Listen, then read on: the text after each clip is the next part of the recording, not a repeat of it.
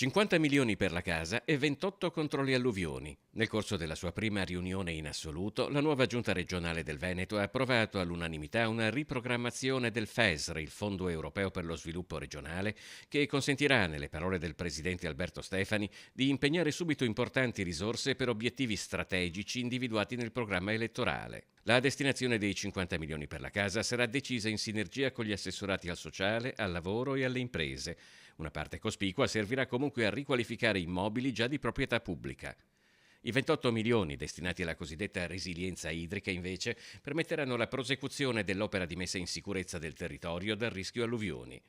Qui i progetti da finanziare saranno valutati di concerto con l'assessorato all'ambiente. A queste risorse si aggiungono 5 milioni destinati agli obiettivi della piattaforma per le tecnologie strategiche per l'Europa e ad affrontare la carenza di manodopera e competenze per posti di lavoro di qualità legati a queste tecnologie.